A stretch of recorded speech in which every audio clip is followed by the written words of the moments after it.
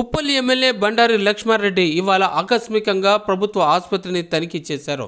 ఉప్పల్లో ఉన్నటువంటి ప్రభుత్వ ఆసుపత్రిలోని వైద్యుల వివరాలను అడిగి అక్కడ ఉన్నటువంటి రోగుల యొక్క వివరాలను తెలుసుకున్నారు. వైద్య సేవలను ఏ రకంగా అందిస్తున్నారనే విషయాన్ని ప్రత్యక్షంగా అక్కడ రోగులను అడిగి తెలుసుకున్నటువంటి విషయం ఇక్కడ మనకు కనబడుతుంది.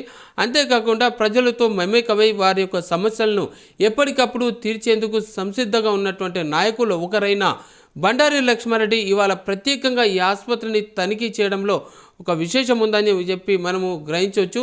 అయితే నిత్యము అనేక బాధలతోటి ప్రభుత్వ ఆసుపత్రికి వచ్చేటువంటి రోగులకు సత్వరమే చర్యలు అందించాలి. వారికి అది కావాల్సినటువంటి సౌకర్యాలను వారికి ఇవ్వాలి, చికిత్సను వెంటనే ప్రారంభించాలని చెప్పేసి ఆయన ఈ సందర్భంగా వైద్యులను కోరినట్టుగా తెలుస్తుంది.